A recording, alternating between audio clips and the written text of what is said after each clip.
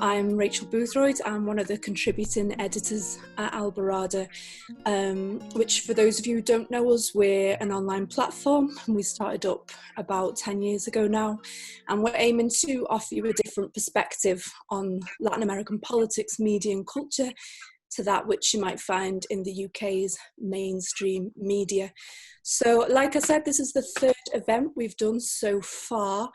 The first which we did was with Grace Livingstone, which was a book launch for the paperback edition of her book, which focuses on British government support for the Chilean and Argentinian military dictatorships between 73 and 82. There is a recorded version of that online, which you can see on our Facebook page and also on our website if you are interested in taking a look at that. Last week we also did a talk on Brazil, on the political crisis facing the ultra-right President Jair Bolsonaro there, and we were joined by Juliano Fiori and Brian Mia of Telesur and Brazil Wire for that. That video isn't up yet, but we're hoping to get it up soon. So make sure you're following our Facebook page and our Twitter, and you'll be one of the first to know when that's out. We do want to do more of these events. They've been really well attended so far, but we do rely on your support to do that at Alborada. So if after having seen this talk you are inclined to give us a donation, you can actually go on our website and click the support button there, and whatever anyone can afford is gratefully received. So just before we get going, I'm just gonna just a couple of notes on the format really about today. Anyone who was present at the Brazil talk, it's a pretty similar setup to last week, to be honest. So we're going to go to our speakers and get their take on what's happening in Venezuela at the moment, and then we're going to open the floor up to you guys so you can ask questions to any of our three speakers. And at that moment, if you do want to do that, all you have to do is put your question in the chat box, which is open to everyone, and just let me know whether you want me to ask that question as chair, or if you want to ask it yourself, we can actually get you on screen. Finally, as with all the other events that we've done, this is going to be recorded, so just bear that in mind if you do want to come on screen and ask your question. So just to get started, we're going to be talking about Venezuela today, like I said, about the kind of recent regime change efforts there. We started the month in a really eventful way when there was an attempt by a group of armed mercenaries to invade Venezuela via its La Guaira coast, which is just north of Caracas. So even though these mercenaries were intercepted pretty much straight away before they reached the shore, the plan was allegedly to travel to Caracas and remove leftist President Nicolas Maduro by force. And since that happened, there have been several other developments, revelations, multiple arrests. So that's the starting point really for our talk today. And we've got some really great speakers to help us really dig in to all that. So actually, to begin with, we've got Dan Kovalich. Hi Dan, are you okay? So Dan graduated from Columbia University Law School in 1993 before serving as an in-house counsel for the United Steelworkers Union in 2019. While he was with the USW, he worked on the Alien Tort Claims Act against the Coca-Cola Company, Drummond and Occidental Petroleum, and these cases arose out of the human rights abuses in Colombia. He's received the David W. Mills Mentoring Fellowship from Stanford University School of Law and was the recipient of Project Censored Award for his article exposing the unprecedented killing of trade unionists in Colombia. He's also the author of several books, including his most recent, which does focus on Venezuela, and that's called The Plot to Overthrow Venezuela, How the US is Orchestrating a Coup for Oil, and that includes a foreword by Oliver Stone. So Dan's joining us from Pittsburgh, USA. So thanks very much, Dan, for joining us. We've also got Ana Felicien. Anna, have we got you on the line there? Well, I'll just introduce her while we're waiting for it to come through. Ana Felicien is a Caracas-based Venezuelan agroecology researcher. She's currently working at the Ecosystems and Global Change Laboratory of the Venezuelan Institute of Scientific Research, otherwise known as VIVICH. And she's also a professor at the National Indigenous Experimental University. So she was part of a team which worked on the nationwide process for the collective construction of a new national seed law, which was approved in 2015. She is also currently working at a national level with small farmers' experiences in the participatory cultivation of maize and potato, among other crops, and focusing on putting the seed law into practice. And she is also working with the plan Pueblo a Pueblo, which means people to people. And this is kind of a grassroots initiative looking to build food sovereignty in Venezuela and build kind of different food systems from the ground up under community control. So that's productive and distribution systems under community control. So Anna, I'm not sure if we got you there to say hi. No, okay, well, we'll see if we can get Anna in a little bit later. And finally, last but not least, we've got Ricardo Vaz, who is journalist, editor, and political commentator at the excellent Venezuela Analysis. He's also a regular commentator at Fairness and Accuracy in Reporting, and he's a member of the Venezuelan grassroots media collective Tatuí TV, and he's currently based in Merida in Venezuela.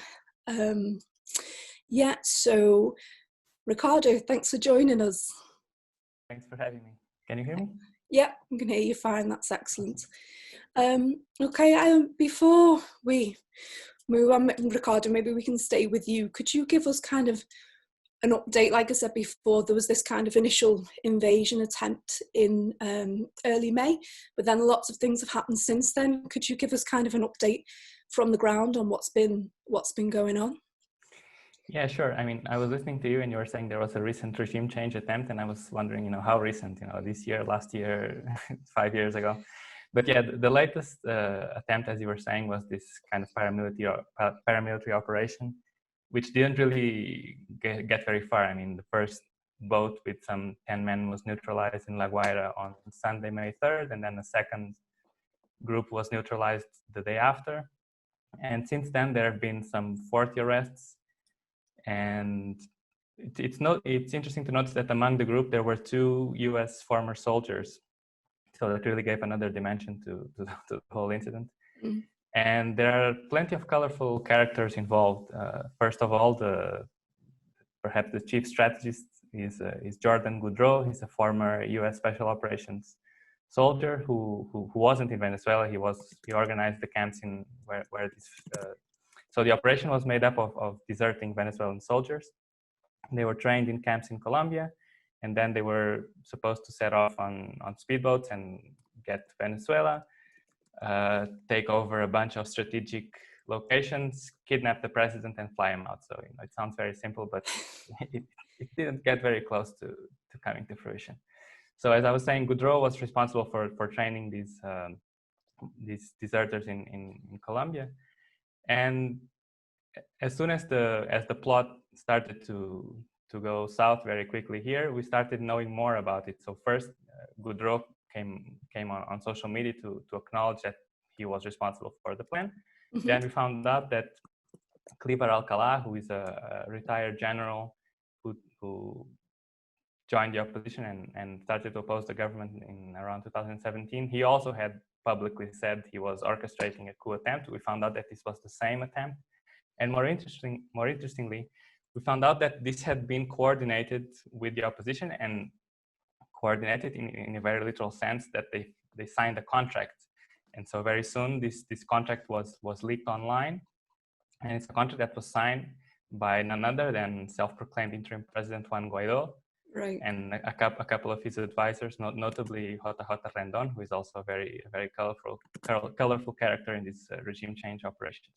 So since then, there has been, and the battle kind of shifted to the political battleground, where some characters are trying to take advantage, others are trying to do damage control. So the government pretty much has the upper hand in all of this. They were one step ahead all the time. And for the opposition, it's the opposite. Guaido first said that this was a kind of a government show. Then once he was implicated, he couldn't say it anymore. So he tried to say that he didn't know anything about it. Then the contract came out. So he tried to say he didn't know, and his advisors had signed the contract and pursued this initiative without his consent. I mean, but it's all very, very, very shaky. And now there are reports. I mean, the Venezuelan opposition is a snake nest. It's always been a snake nest. Now there are reports on Bloomberg, which means that these things are getting a bit more serious, that other opposition leaders are lobbying Washington to replace Guaido. I mean, it also says a lot that they have to go through Washington to replace the opposition leadership, but we can also discuss that later. Okay. So for the opposition, it's been a complete mess, and they were already on the back foot with the quarantine and all their political mistakes leading up to that. But now it's definitely much worse. And just to wrap up, there's also side of things. I mean, there have been kind of a knee-jerk comparison to the Bay of Pigs invasion in Cuba. We find a bit of a stretch. Isn't to say that the US didn't know about this. I mean, I find it very hard to believe that they didn't know, especially since Cliver Alcalá said this publicly. So if the government was aware, I find it very hard to believe that the CIA didn't know anything about it. But Donald Trump and Mike Pompeo, Secretary of State, have talked to the media several times, and they said that they didn't know anything about it. And if they did, if the US was actually involved, the result would have been different. So they have managed to escape pretty much unscathed, but their man in Venezuela has taken a lot of damage. Right, okay, thanks for that. It's been a tumultuous couple of weeks from the sounds of things. Dan, if I could just bring you in, it'd be good to get your thoughts around everything that's happened since the beginning of May, and also especially what Ricardo was saying about the way in which the United States has tried to distance itself from what's happened there, and let kind of Guaido and the Venezuelan opposition take the flak. What's your reaction to what we saw 2 weeks ago? Well, I also believe that, as Ricardo said, it strains credulity that the U.S. Was unaware of this operation.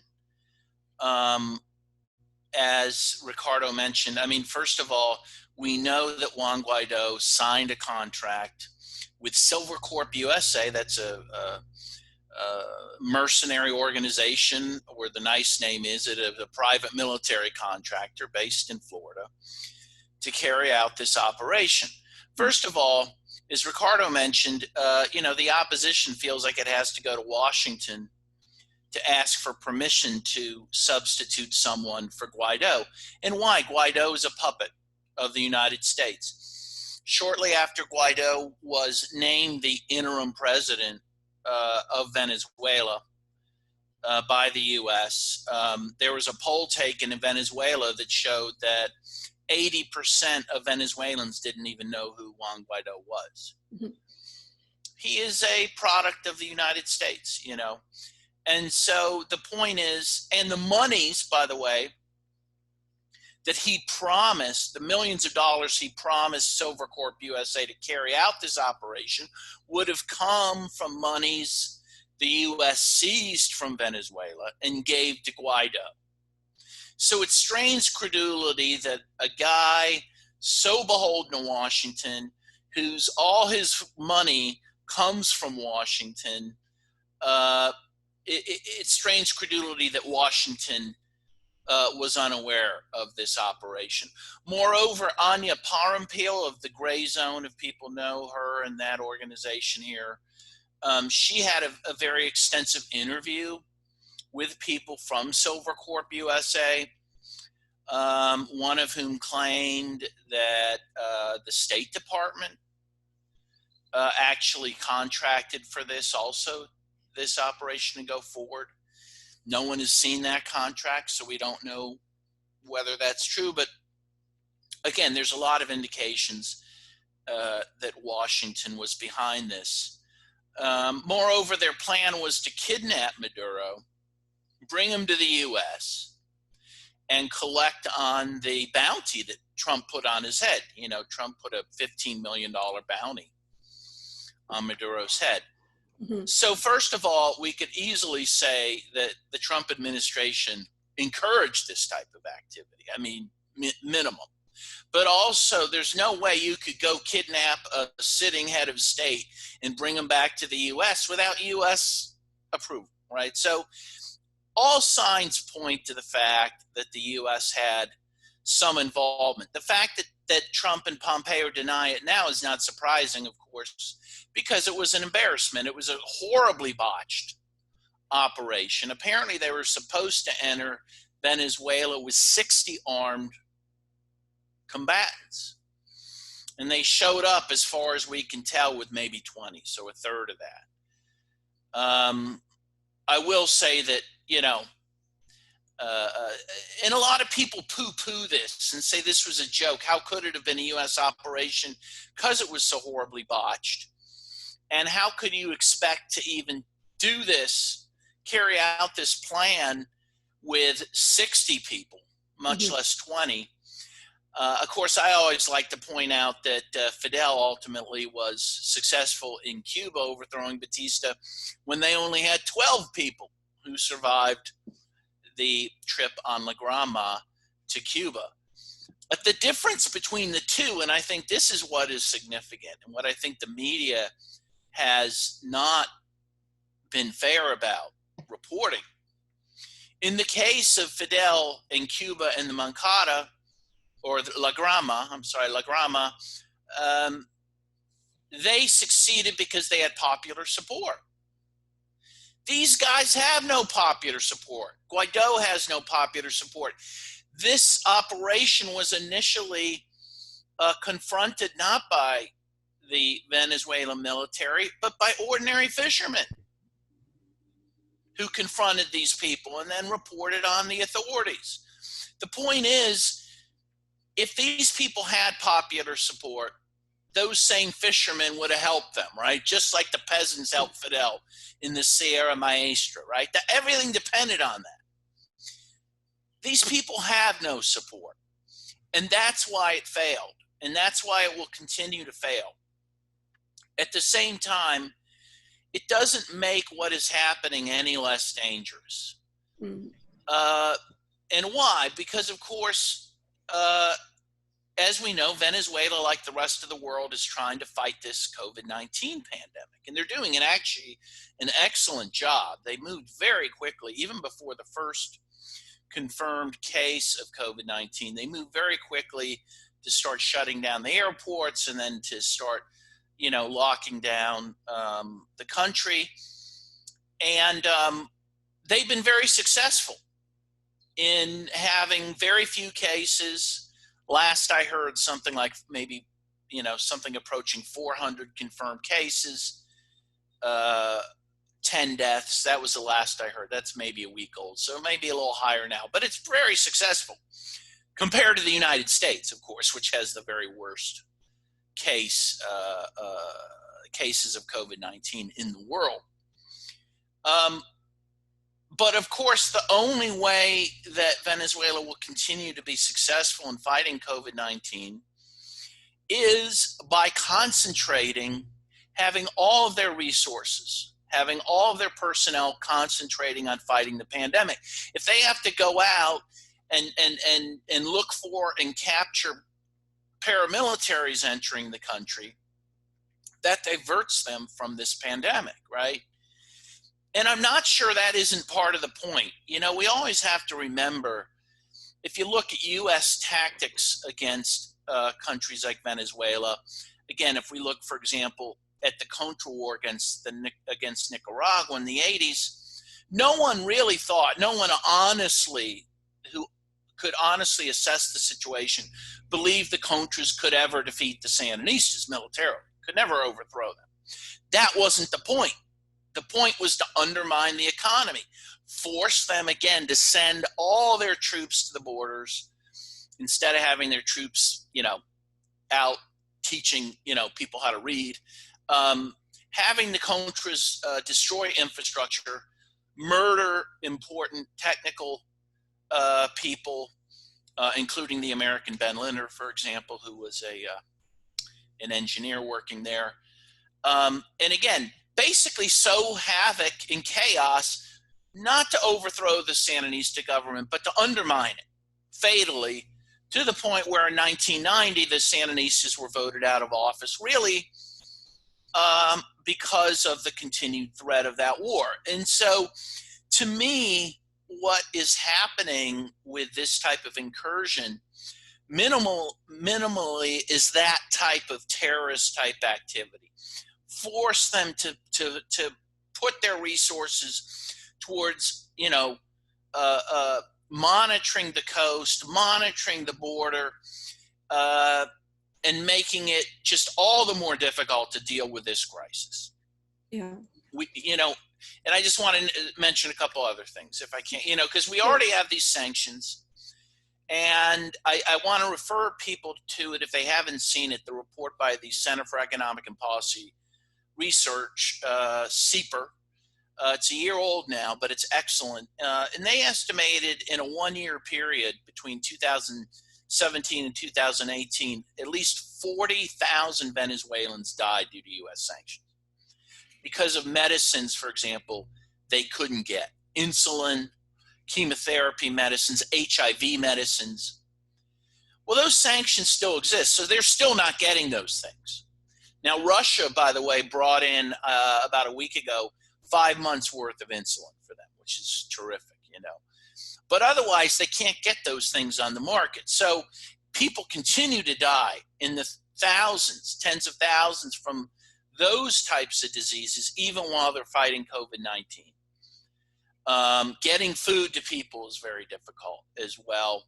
The U.S. has also interrupted food shipments to Venezuela from Mexico, for example.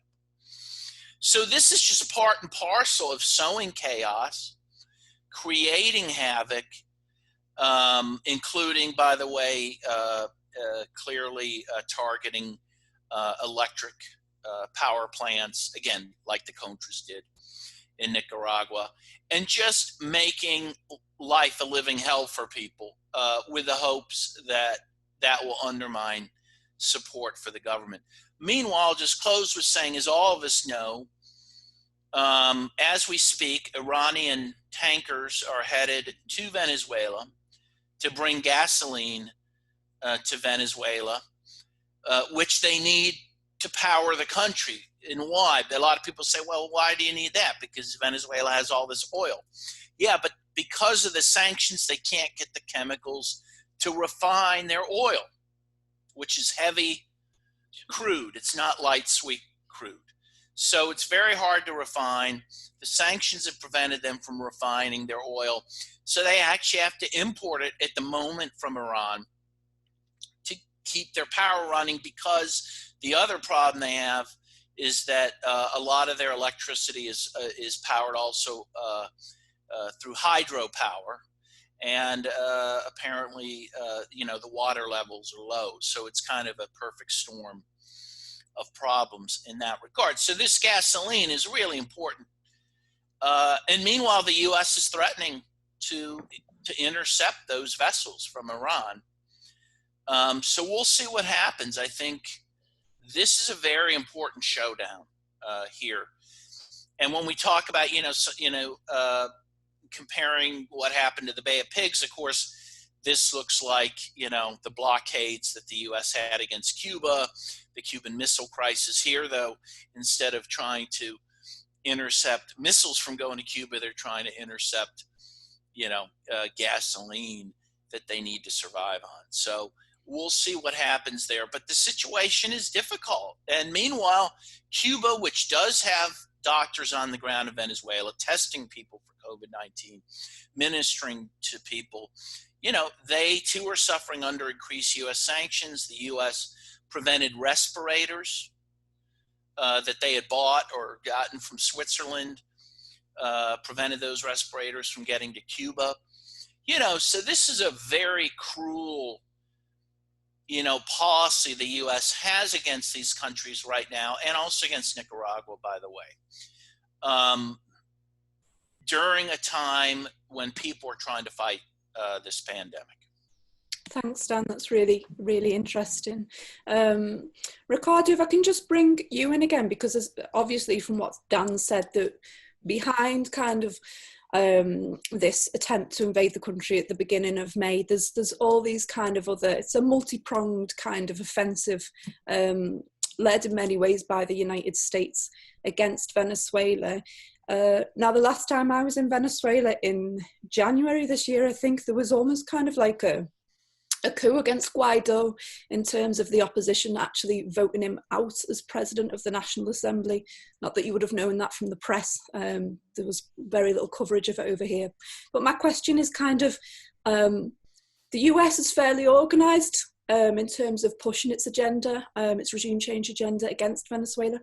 What's the situation with the opposition as it stands? You know, the infamously kind of disunited JJ Rendon, who, you know, signed this contract with Silvercore USA, he's now resigned. So I don't know to what extent Juan Guaido has let him kind of take the hit as a sacrificial lamb for, you know, for his kind of, to cover himself.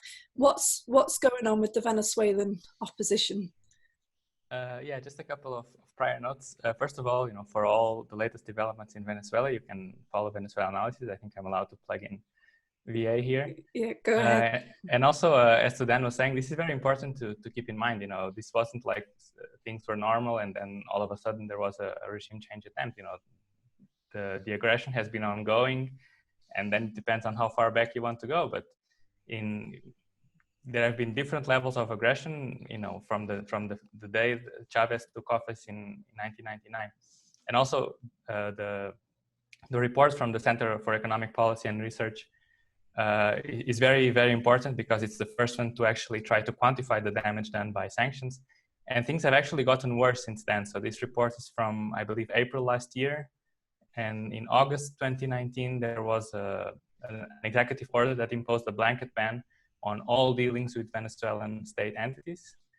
And then in January, for the first time, I think January or February, the Treasury Department, imposed secondary sanctions. That was the first time they went against third-party actors for dealing with Venezuela, and in particular with the Venezuelan oil sector. So they sanctioned subsidiaries of Russian oil giant Rosneft. And this also contributes to the fuel shortages that now force Venezuela to do this kind of emergency imports from Iran. So because of sanctions, many of Venezuela's oil exports were swap deals. So since they could not go through the normal financial circuits, they were exchanging crude directly for either diluents to refine fuel and produce gasoline, or gasoline directly. And one of the main sources of those swap deals was Rosneft, and now that's not available anymore. But going back to what you were asking about the Venezuelan opposition, yeah, I mean, definitely the damage control for the opposition has meant asking these two advisors, JJ Rendon and Sergio Vergara. Vergara is one of Guaido's men, to take the fall for it, you know, to fall on the sword. I mean, resign is a bit of a strong word because everything is made up, right? I mean, the presidency is made up. They are strategy advisors. You know, you ask yourself, where was the strategy behind this operation? Money is real. But the opposition is now more divided than ever. I mean, essentially. Sorry? No, I was just saying that the money is very real, even if the presidency isn't. Oh yeah, the money is very real, and the regime change attempts are also very real. So basically, the opposition's peak moment of unity was when Guaido proclaimed himself interim president in January of 2019. And I think since then it has been steadily falling, with perhaps more precipitous decreases in popularity whenever there was a stronger attempt to force out the Maduro government that didn't pan out. So there was the failed attempt to force quote unquote humanitarian aid across the border in February 2019. It didn't work out. And there was this failed military coup attempt on April 30 that also didn't work out. Then all the sanctions which Guaido endorsed, and with this very fake and very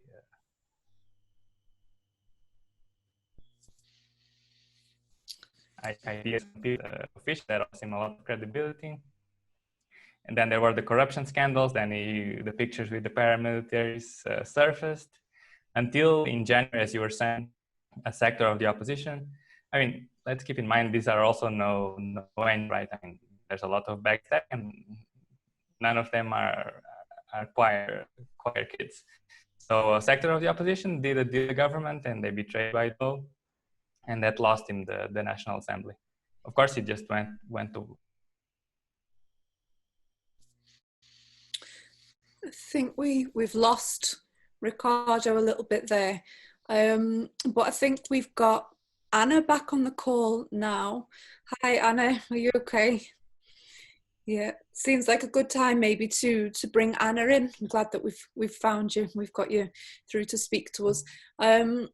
Feel free, Anna, to share your thoughts on kind of these ongoing regime change attempts, but I suppose really what's most interesting, and I think people would like to hear about, is these sanctions that have been going on for years now, and it's gradually getting worse.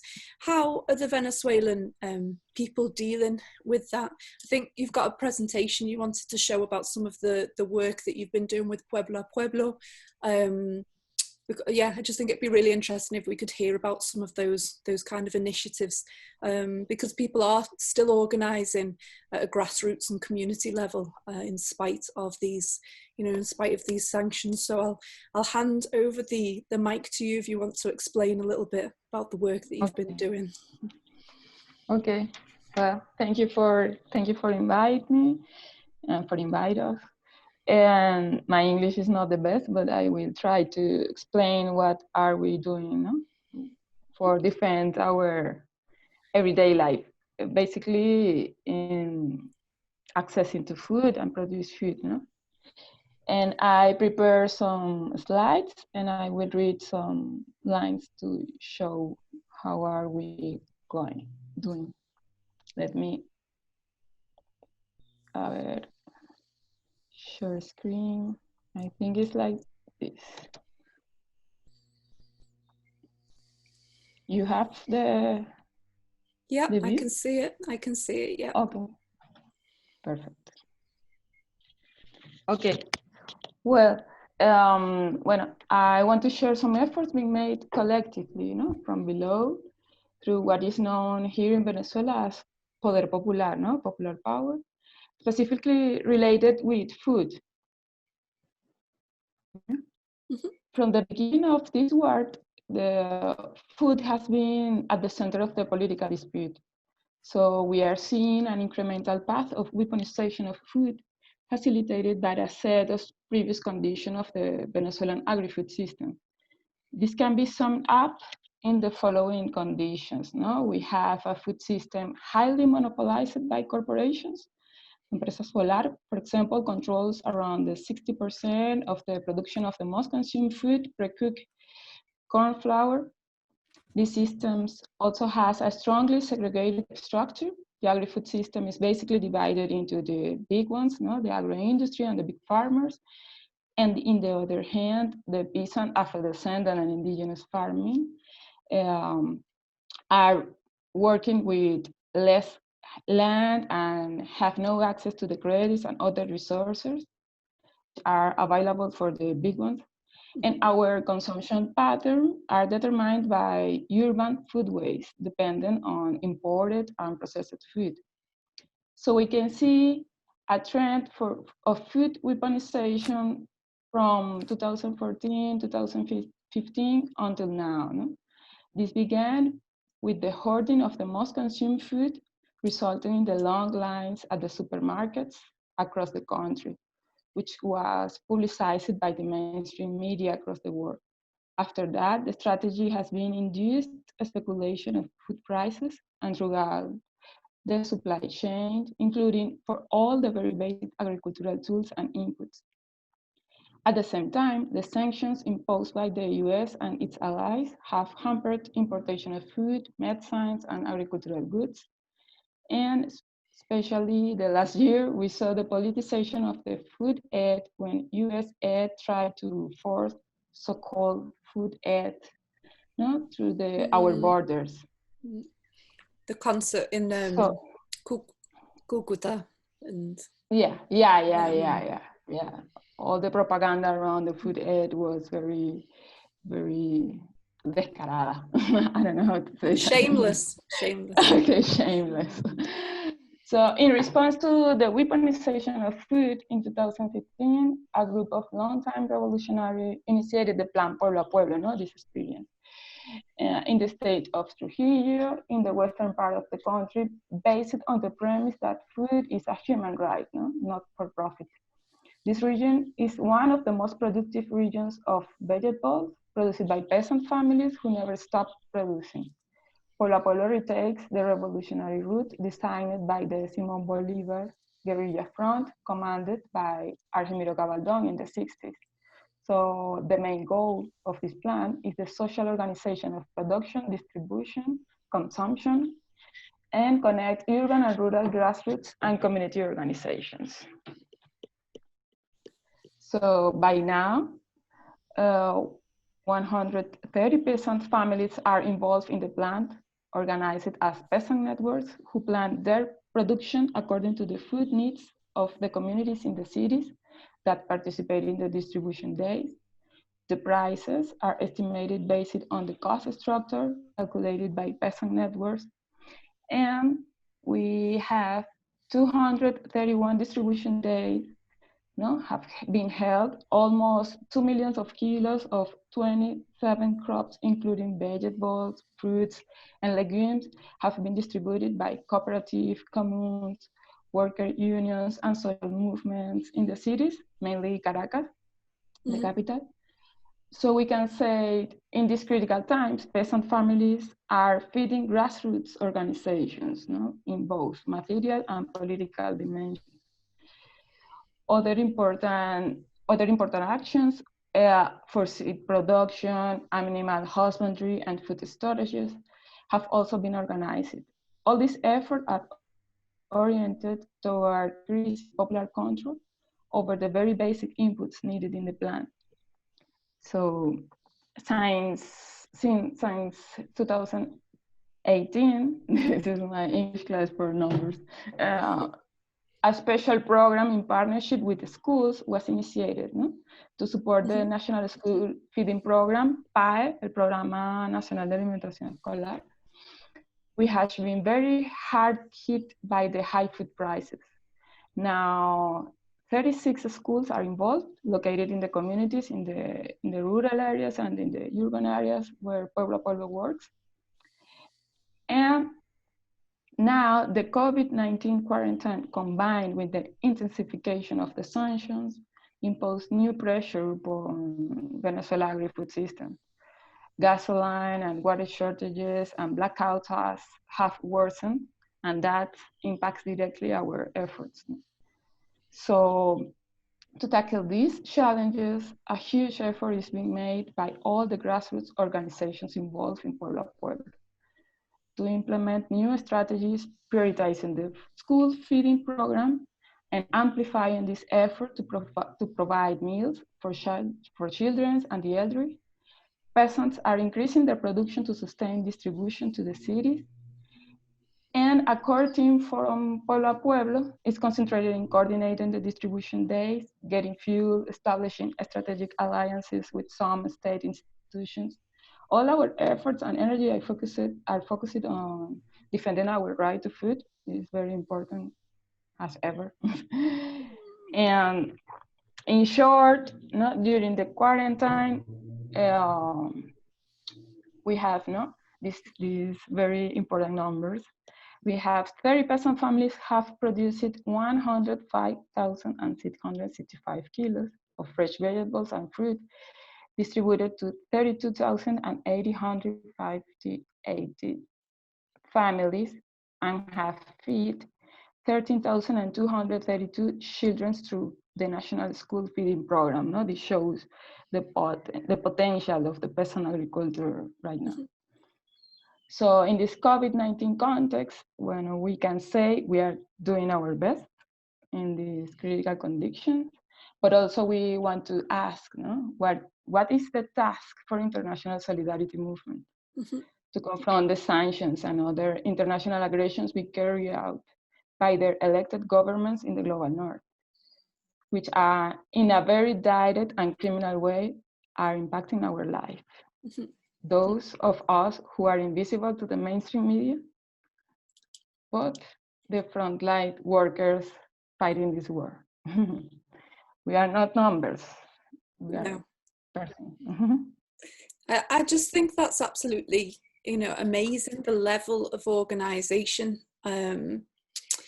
that we can see in spite of the sanctions, which, as Dan was outlining before, the impact of the sanctions is huge. And we've seen this, what you were saying is the weaponization of food, like Dan was saying, one of the plans is to starve to starve the Venezuelan people quite literally. And this is just one of so many different acts of resistance from the grassroots, which is still in many ways building socialism in a very real way, in spite of the conditions. So my question is, how much has the government actually helped you with this? How much has the government been an ally? Is this something that's totally just grassroots, or have there been, you mentioned strategic alliances with the state? What kind of, has the government seen this and encouraged it, or is this something that's just happening purely through the power of grassroots organizations? Yeah, we call strategic alliances. I would try to say it in English, like freestyle. Considering that the state institutions are also impacted by the sanctions, all the budgets are almost disappear across the inflation. So in fact, what we are experiencing is from the below, we are doing a lot of work to reinstitutionalize, to maintain some key policies like the National School Feeding Program. Also, we are contributing with the Ministry of Urban Agriculture. But the peasant networks of the Pueblo have no access to credit, have no credits at all. So it's very strange, because we are in fact contributing to sustain the state, with this idea of dismantling the state. Is very real, and the people is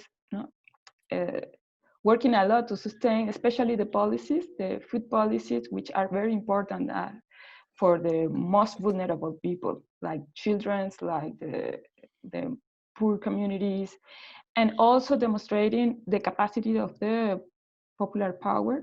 It's not an utopia. It's working very hard, not just in Pueblo experience, but across the country. You can find a highly diverse level of experience and level of organization and all that confronting our fight for food. And we said this is an historical path also. There's not the first time that Venezuela is fighting against the imperialism. I think this is not loss of the memory of the people. This is part of our everyday life struggle, because we are still in the coloniality. Absolutely. Just final question before we open this out to the floor. Obviously, there's been a lot of criticism amongst leftist activists in Venezuela of the government. Why, Mendoza has this stranglehold over food production. Why haven't they they moved to take control of that and do what you're doing, which is to put control in the hands of communities. Is this finally chance for that to happen? Do you think the government's been overtaken by events in that sense? Do you think there will be some kind of movement against Mendoza and we will see this push to kind of undo all the legacies that you were talking about, colonialism, capitalism in the food system? What chance do you see of this becoming something bigger? Yeah, the power that this monopoly had, it's not so simple, no? It's not just among the state and the private sector. Mm-hmm. The colonization crossed all our consumption patterns. People like to eat the products of Polar Enterprise. People mm-hmm. works in that. People has this image of the national identity associated with the Polar products. And also we have these historical relations among the state and the private sector. So there is not just one agrarian socialist agenda in the state. There are multiple agendas and one more aligned with the peasant interests and food sovereignty and all that. That is the agenda that we are pushing and defending and building. But the corporate agenda is still alive and very uncovered mm-hmm. from the seeds to the consumption patterns. So I think this is the moment to try to dismantle this kind of power, because it's matando de hambre, literalmente. I don't know how to say it. Starving us. Yeah. So, well, this is our moment. Okay. Well, thank you. That was really fascinating, Anna. I'm sure people will have lots of questions for you. I'm going to open this out to the floor now. We've got a question off William, which I think he wants me to read out. And he said, so far, Venezuela has been attacked non-stop, which we've just heard about. Venezuela put forward an accusation against Colombia in the United States in the International Court of Justice. The US responds by attacking the court. What are our real chances? What are the real chances for this trial to progress to sentence in the United States? Do we need a significant shift in the real politics before this conflict is settled peacefully? Dan, I don't know if you've got any thoughts on that one. Yes, I do, actually. Well, first of all, I think William's point is correct that, the U.S. response to the International Court of Justice cases has been to increasingly withdraw its consent to that court. So, first of all, of course, probably the most famous case in international law is the case of Nicaragua versus the United States before the International Court of Justice, which Nicaragua won in 1986. And the U.S. was to pay reparations to Nicaragua because of its terror war against Nicaragua. And of course, the U.S. response was, well, we just don't recognize the judgment. Then the U.S. lost a case to Iran last fall. The International Court of Justice ruled in favor of Iran on a sanctions case, saying that some of the sanctions against Iran were illegal under the Treaty of Friendship that the U.S. signed with Iran, like in 1954 or something. And so the U.S. response to that was twofold. One, it said, okay, we're going to tear up the Treaty of Friendship with Iran, but also we're going to not recognize the general jurisdiction of the International Court of Justice. So, all of this ends up being voluntary, unfortunately. So even if Venezuela were to win a case against the U.S., like Nicaragua did, and we have to recall the U.S. never even showed up to defend itself in the Nicaragua case. And it won't show up for this either. The U.S. won't abide by it. So then it does become more of a political issue. I think, for example, the Nicaragua case was very important politically for activists to point to say, look, the U.S. is violating international law by doing this. So activists pointed to that to lobby Congress to end aid to the Contras, which Congress did in 1987.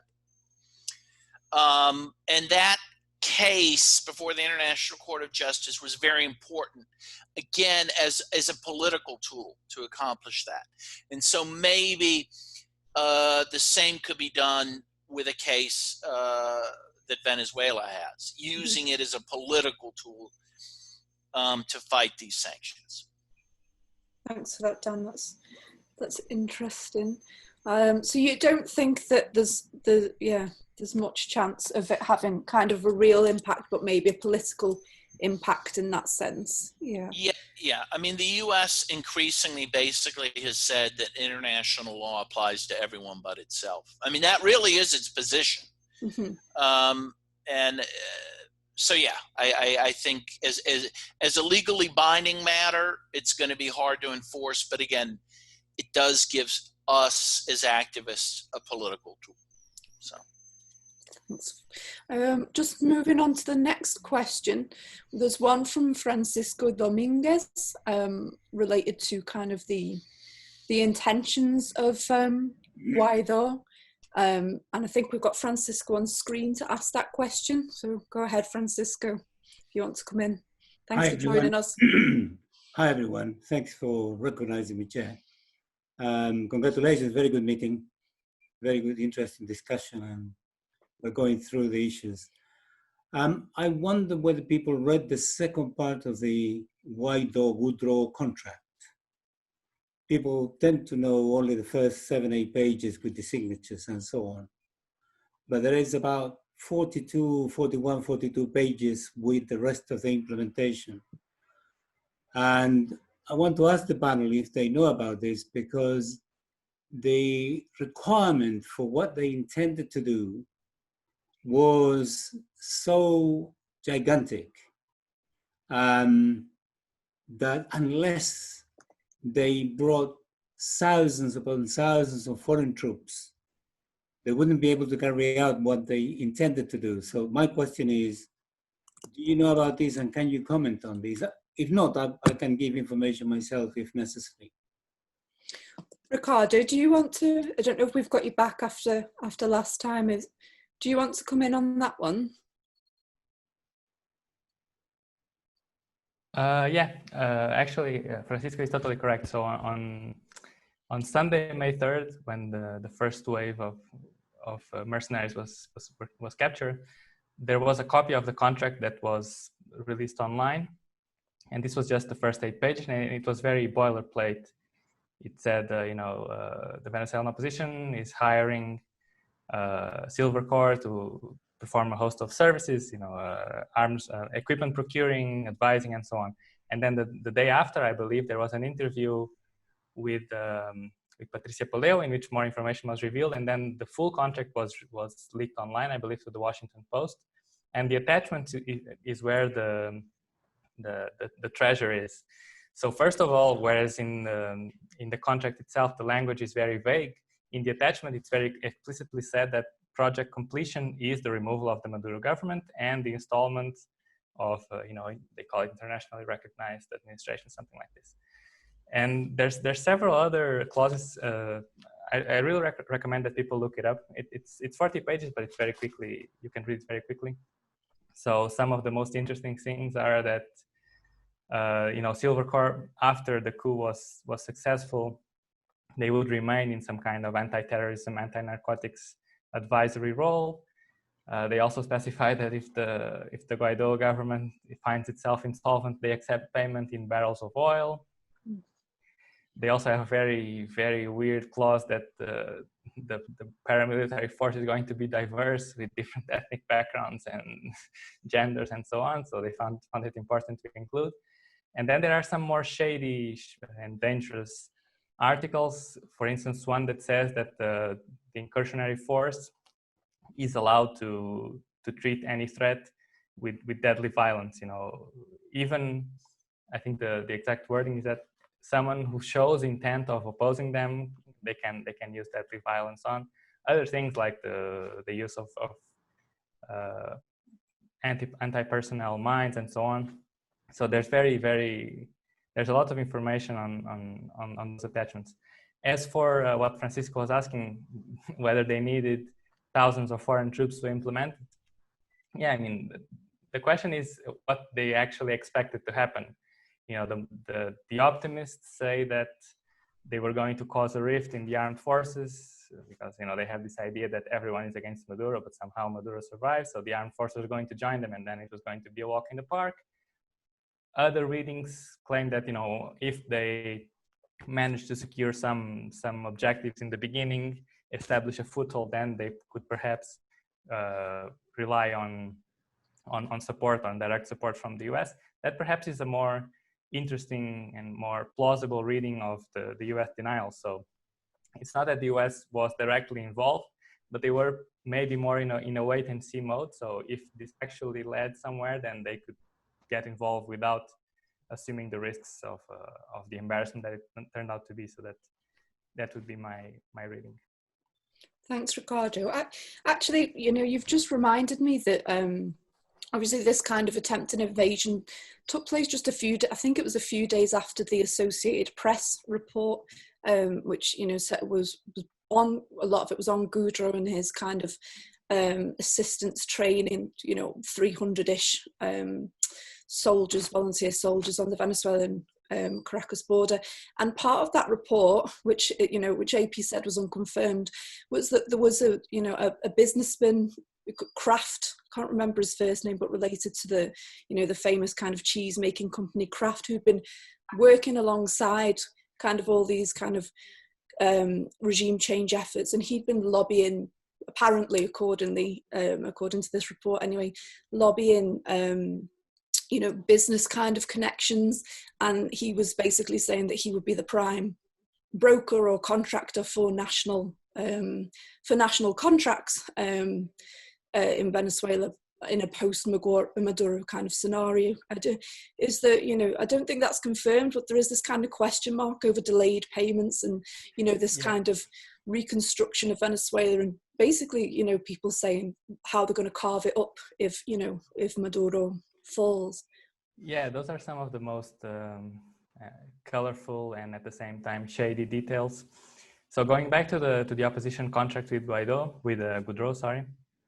According to strategist Rendon, they broke off contact with Goudreau after he failed to deliver on essentially two promises. One was that he had 800 men available, which he never had. Mm-hmm. And the other was that he was going to access other sources of financing. So if I'm not mistaken, the Venezuelan opposition was going to provide only a 1.5 million upfront payment, and then the rest after the you know, quote unquote project was completed. And Goudreau claimed he had access to other sources of financing, which in the end didn't really materialize if we go by the level of weaponry that the operation had. And one of them, as you mentioned in the AP report, it was said that the heir to the craft industries was very interested in this operation. These people are all Florida-based, it has to be said. And essentially, at least according to these reports, Goudreau was trying to get financing and in exchange offering some kind of priority access to the bounty, you know, to Venezuelan resources once the mission was successful. But at least up to now, there's no proof, let's say, of who was actually willing to put their money where their mouth was. Absolutely. Okay, just before we go back to Francisco to see if he's got any comments, I wanted to bring Anna in, just to ask her from her point of view. Anna, have we got you? Perfect. Anna, what do you think, what does the opposition, go into the sentiment of the question, what do you think the opposition does plan to do if they were to overthrow the government? What do they plan to do, and what would the impact be for the Venezuelan left, for organised communities like yours with an opposition government in power? Well, we used to think that kind of scenario because that represents our death. Like in the Guarimba period, what we've seen is the systematic lynching of any Chavista image, bodies, and spaces of the grassroots organizations. No? They burn Black people, they burn food storages, hospitals, and kindergartens. So that is their political agenda for us. For the middle class and for the other people, and well, it doesn't matter for us. No? Their agenda is very, very clear for us. There is a death, the necropolitics. So it would be not only just impossible for you to continue these efforts to change the food system, it is a life and death situation then for the people on the ground in Venezuela. Yeah, but it's not the future. We already experienced that. No? When he thinks that they have a minimal amount of power gained, they kill people. It's like that. It's the history of all the process, even with Chavez, for the land recovery process, the battle against latifundio. More than 300 peasants are dead across the opposition. The opposition has implemented their agenda against the people. So the people is not just defending the government, and Maduro also. We elected him like our president, but we are defending our life. And this is the part of the leftists always forget. So we not are just defending a project that we built, but our life in a very concrete way. Francisco, did you want to come back in and say something about your original question? Very briefly, I think we should not confuse the botched execution by Woodrow and company. For whatever reasons, there must be financial consideration, betrayal, God knows. It's a murky world there. But it seems to me that the content, the essence of the plan was designed. It took months and months, if not years, to design, and this could not have been done without the complicity and central participation of the United States.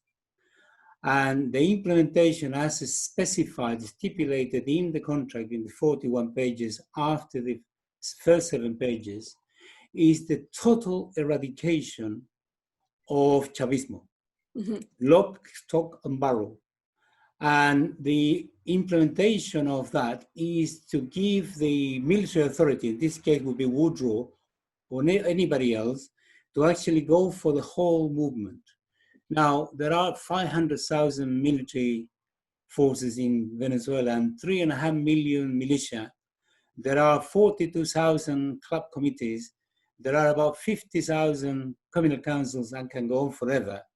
And this movement will not just lie low. They will resist. So the intention is actually to go for something much more dramatic than, was even done in Chile, because their calculation is 450 days to eradicate the problem, and which could be prolonged for another 450 days. And the only way you can carry out such level of assassinations, killings, arrests, and all the rest of it would be only with the central participation of Colombian and US troops. There is no other possibility. And there was the fleet that is supposed to be controlling the intention by Maduro and company, supposedly, of inundating the United States with drugs. So everything was in place. And remember, this fleet had 3 warships from the European Union. One is from the UK, another one is from France, and a third one is from Holland. And all these 3 actually have disconnected their AIM system, which is like a GPS, which is compulsory in maritime navigation. So everybody knows where they are, and they disconnected us. So we do not know where they are, but they officially proclaim and inform that they're going there. So this is what we must bear in mind and denounce this as, what was intended to do, a mass killing in order to actually lay their dirty hands on the largest oil reserves in the planet. Thank you very much for that, Chair. Thanks, Francisco. No, it's definitely, yeah, taking that into account. I think John McEvoy's revelations in the Canary recently, that the UK's got this kind of secret department focusing on the reconstruction of Venezuela, is you know, kind of takes on a new light once we've heard all that. Okay, so I'm going to go to a new question by Simone Santa Barbara, who says, as a staunch socialist and a particular fan of Chavez's work in the past, does the left lose credibility when it does not acknowledge the faults of Maduro's government? I've seen this in the leftist media in the UK and in Spain. If you agree, then why do we not acknowledge this more? I'm going to go to Ricardo on this one, considering that the Venezuela analysis is kind of positions itself as a critical but supportive media outlet in terms of the Venezuelan government. Ricardo, are you there? Yeah, I'm here. Yeah, what do you make of that question? Yeah, so it's always a tricky balance, but in essence, I agree with what's being asked. We do need to be rigorous and be critical. The issue is that first we have to establish like the background that we are opposed to imperialism, that we are opposed in particular to the aggression against Venezuela and to sanctions. And once that is established, we can, and I think we should, analyze what the government has been doing and what it has stopped doing. Not in the sense that we have a recipe that we want to send from the global north on what they should be doing, but because this also has very valuable lessons for the construction of alternative political models and socialism in particular in the global north. So we cannot, I believe it's a bit reductive and dangerous in the long term to reduce ourselves to just a position of defending international law, which I believe is a very dubious concept, and opposing imperialist aggression, which of course should be the priority. But then I don't think there's anything stopping us from critically analyzing what the Maduro government is doing. Of course, taking into account the whole situation and the sanctions and the economic aggression. So, for example, it's very undeniable, and at Venezuela Analysis we've tried to cover this as much as possible, that you know, economic policy has shifted to the right in recent times. You know, there has been the liberalization of foreign currency control and price controls that were in place a long time ago, and there's even at the level of discourse very much a shift towards a prominent role for the private sector. Of course, you can argue whether, you know, because of sanctions and economic strangulation, the government is left with little option. For example, they're also improving conditions for foreign capital a lot. You ask yourself, you know, if it weren't for these very deadly sanctions and, you know, investment could go on as in any other place in the world, would they be forced to do this? Mm-hmm. And of course, you have to take into account, but that doesn't mean you should ignore what the reality on the ground, and especially since there's a very strong core in which Anna was already mentioning, that still is fighting to construct from the ground up a socialist model. So that's more or less what I would say. Thanks, Ricardo. Dan, just to bring you back in, do you have any thoughts on that in relation to building an effective solidarity kind of movement in the US? Yeah, well, these are always difficult questions, you know, as has been acknowledged. Because, I mean, my view has always been that, first of all we hear about Venezuela are negative things in the mainstream press. So I always feel like, well, you know, I don't feel so obligated to bring up critical things, because I think people get that every day, right? They don't need me to bring that up. And, you know, for example, I listened to NPR the other day, National Public Radio. It would be like the BBC in Britain. They had a 5-minute story on Venezuela and all the problems they're going through and all the deprivations. In the entire story, they didn't mention sanctions once, right? So you get this picture that Venezuela is just this, chaotic failed state when in fact the U.S. is behind, most of their problems, but not all. I mean, the state has made mistakes. So what do you do about that? I think you can acknowledge those mistakes briefly and move on. I think the main thing is to say, look, even if the government makes mistakes, the fact is everyone makes mistakes. We're human, and the U.S. is making a bad situation worse, right? And a lot of the mistakes I think the Venezuelan government has made are mistakes they've made in response to U.S. aggression and sanctions, right? And so to me, being critical of Venezuela about that sort of thing would be like being critical of a domestic abuse violence because he or she wasn't good at defending themselves. You know what I mean? It's just like, I'm sorry, like the U.S. is the aggressor here. The fact Venezuela may not fully know how to handle the aggression, to me, is not a huge critique. So I tend to be pretty gentle, let's put it that way, in terms of criticism. I also realize, look, I'm sitting in Pittsburgh, Pennsylvania. I have never made a revolution.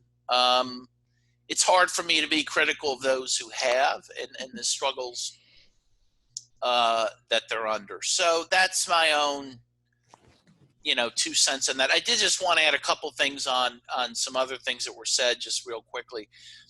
One, I think one of the dangers now, and this might have been part of the plan, I don't know, is that you now have at least 2 Americans in Venezuelan custody at the moment. Secretary of State Mike Pompeo has said the U.S. wants them back and will do anything to get them back. Now, this could be used as a justification for some sort of military assault. So I think people need to keep that in mind. And also, I wanted to note, this Silver Corp USA that was involved in this latest operation, they also provided security for that Richard Branson concert in Cucuta about a year ago, which is significant. So that they have their fingers all over this stuff. So I think, again, I just felt I should point that out. But yeah, okay, that's it. Thanks, Dan. Thank you. We've got a question from, I think, Rodrigo Acuna, and I think he's going to come on and ask this question himself. Rodrigo, have we got you there? Very briefly, so my question is to the panel regarding the former head of SEBIN, General Manuel Christopher Figuera, who defected last year during Guaido's staged coup for the media.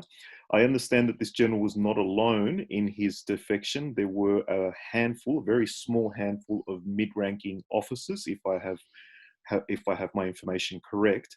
And in contrast to the latest actions by the opposition, I would consider those defections to be more serious than a ragtag group of mercenaries invading the country. I mean, it's really laughable that they thought that with 40, 60, even 200 men, if they had managed to actually pull those numbers together, to logistically go into the country, into the capital and capture the president. I don't think any credible military strategist would support that or say to them that's actually viable unless they get serious defections within the armed forces. So I would consider last year's actions to be more serious. But of course, I think the hard right in Venezuela is going to continue sort of poking and prodding and seeing where they can obtain the support within the armed forces to carry out a major blow. So I'm just wondering if anyone on the panel would like to elaborate on those points, and specifically what's actually happening with the former head of the Venezuelan intelligence. I understand that he's currently in US custody, being charged on allegations of drug trafficking. Thank you. Thanks, Rodrigo. So that's Rodrigo Aquino, who's actually one of our contributing editors as well. And he's in Sydney, I think, where it's 1:45 a.m. So 100% commitment there. Ricardo, maybe if we go back to you for this one, what are your thoughts on that question? Yeah, I'm not sure I have a very good answer to that. I mean, there have been defections here and there over the past few years. I mean, for example, just recently, this Cliver Alcalá, who was also behind this not very bright incursion attempt, he is also a major general who defected not that long ago. Another notorious case is Hugo Carvajal, known as El Pollo, who was also chief of intelligence under Chavez, and then he broke with the government, I think also in 2017. So the thing to keep in mind is that the people in the military, they're not necessarily committed anti-imperialists. You know, they also have ambitions, and at some point they make a calculation that their political careers, their futures are better off switching sides. So in the case of Figuera, there were rumors, and John Bolton, you know, former national security advisor, said that supposedly also the head of the Supreme Court was going to defect, and that the defense minister was also on board with the coup, and then somehow they backed out at the last moment. Of course, there's no way of proving that, although, I mean, I find it a bit dubious that they chickened out at the last moment. So, I mean, you always have these people who wonder if their fortune, if the grass is greener on the other side, and they jump ship. Also, they're under sanctions, and so they have an economic interest in switching sides in that regard. And that has always been the priority for the government. I mean, for the U.S. government, I should say. They don't really have a political argument that they can. I mean, first of all, because they are a foreign power, they can't really convince the people to turn against the Maduro government. You know, even if there's a significant proportion of the population which isn't happy with how things are going, that does not mean that they're just going to listen to the US and turn against the government. So their hope has always been on the military. And if you hear the speeches, especially in the first part, in the beginning of last year, they always had a special message for the military, which was always very coded, that the military was going to should uphold the constitution. So that was just a call for the military to stage a coup. So that's where their hope lies. And it's also a tried and tested solution, you know, in cases like Chile and others. So they always, their bets are always staked towards the military. Whether we should be worried, I mean, it's hard to know, because the armed forces are always a very opaque and vertical structure. So, I mean, it's anybody's guess. Thanks, Ricardo. Dan, what are your thoughts? Because as we've heard, the US is banking on this basically the kind of lower troops in the Venezuelan military kind of rising up against the government, which hasn't happened. But we have seen some of these kind of high-profile defections. A handful at least. How important is that, do you think, to the US government? What's been the impact of that? Honestly, I have not seen a lot of news on that. I don't think the US has gotten much propaganda value out of it, which is good. I'm sure there are people being offered a lot of money if they'll defect. And I'm sure that's very tempting to certain people. But I don't see the military abandoning Maduro. I think the one thing that Chavez really did after the 2002 coup was to make sure that he had loyal people in the ranks of the military. And of course, Chavez himself came out of the military, so that was easy for him to do. And I think that I don't see the military abandoning Maduro.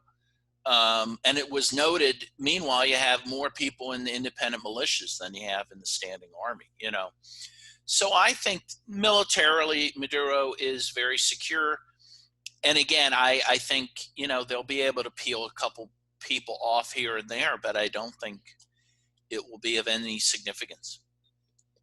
Anna, if I can bring you in on this question as well, if I can get you in, I just wanted to ask you kind of the importance of, we've had a couple of questions about the militia, the Bolivarian militia, which is the, you know, this grassroots kind of like a people's army.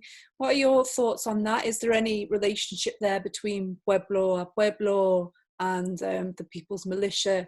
How important is that as well, while we're talking about resistance to US, well, Western imperialism? Well, militia is everywhere. In the peasant networks, for example, all mucha gente, a lot of people is involved in the militia. Also, for example, for the every food scholarship activity, we work with the militia, no, to to manage the food and all that, and they are very, very visible in our everyday life. So for us, the people, militia are the people. It's not a separate entity, no, from the people from below, especially the people from below, no? And also we have a very important actions of the militia, no? We have the everyday actions like this, no? Everybody knows, everybody has a family in the militia, everybody can see the militia acting in the everyday, but also, for example, during the battle, no? When the concert in the Cucuta was made, the militia had a very active role in defending our borders. So we have these two kind of actions in the everyday, but also in the critical moments, like the fishermen, like in Cucuta, and it's like that. You mean the fishermen in Chuao who stopped kind of like the second wave of these mercenaries coming in? It's quite emblematic photos now of just how effective, you know, the militia is. Like you say, it's everywhere, you know, because it's the people.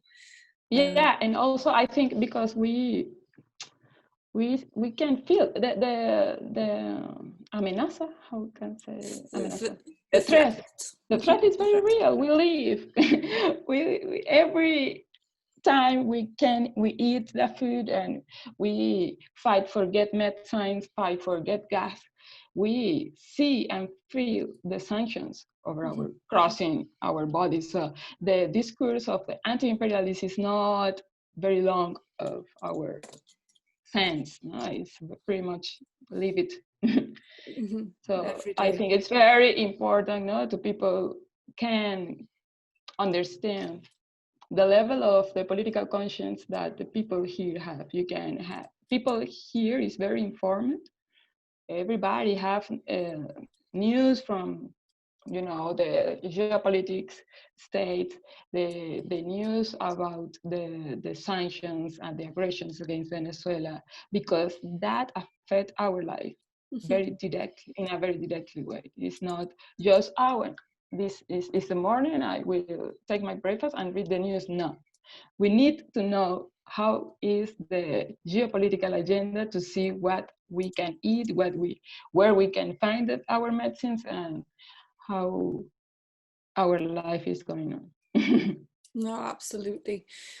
We've got time for one more question, but I should mention that at the end, we're going to leave the music on for 10 minutes so people can just keep chatting amongst themselves, because there's so many questions. We just have not got time to get through them, unfortunately, but we will leave that on so you can continue the discussion.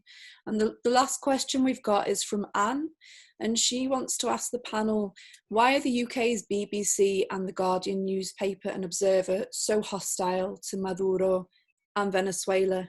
Dan, do you have any thoughts on that? I mean, for those who don't know, the BBC is kind of the, you know, publicly owned state media in the UK, and kind of the Guardian and the Observer are traditionally kind of the left kind of papers here, but certainly more liberal now.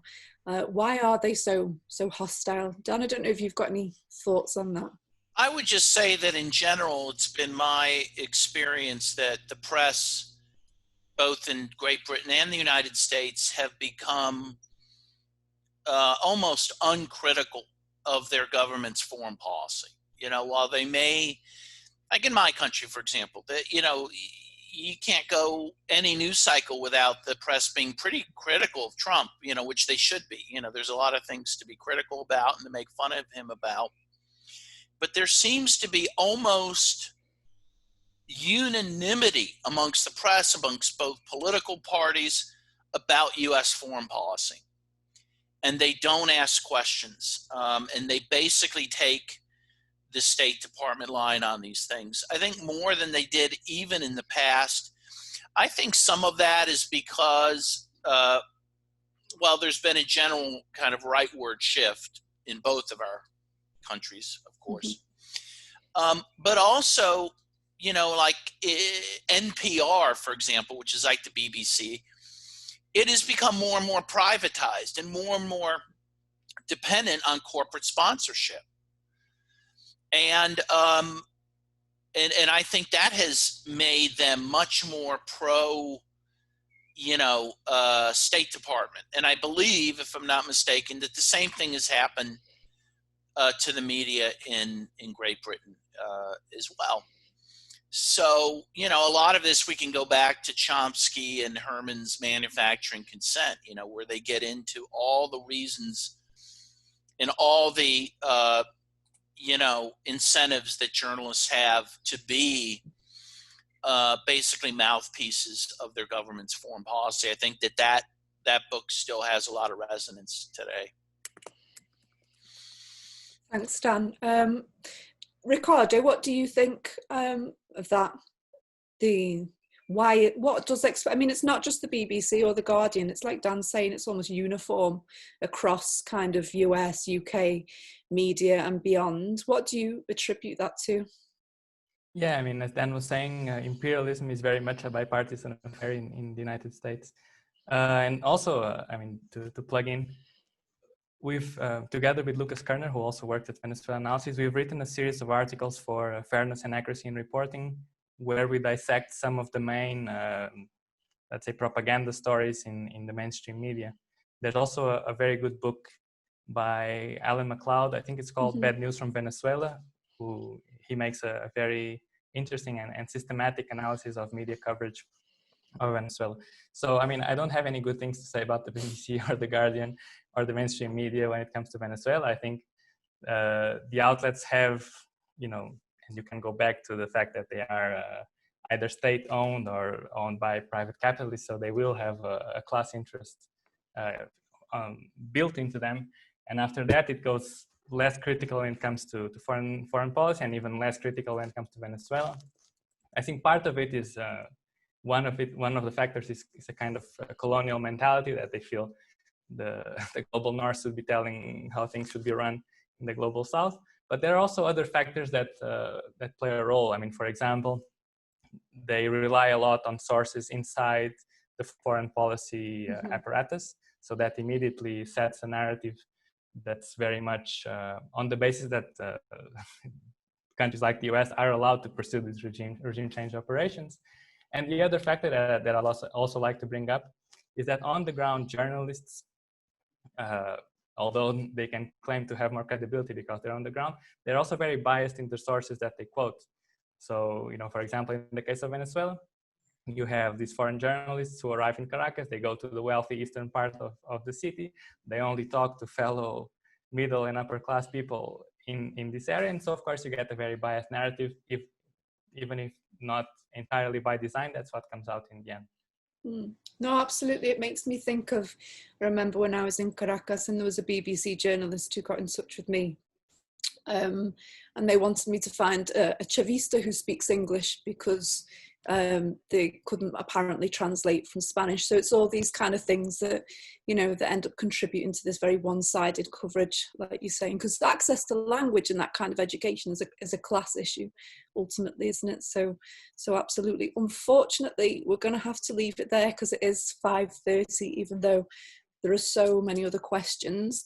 There's lots and lots of links in that chat box if you are interested in any of the topics that we've covered. So there's loads of resources there for people to look at. If people are interested in the militia as well, myself and Pablo Navarrete produced a documentary called Defending the Revolution for Redfish last year, and you can find that on YouTube, and that does focus on kind of the role of the militia in Venezuela. So yeah, thanks to everyone for attending, and thanks very much to our speakers. It's been really, really interesting, really fascinating stuff. So thank you for that, and thanks to everyone who's joined us. Like I said at the beginning, we do want to do more of these events. So you know, if you can support us, please do.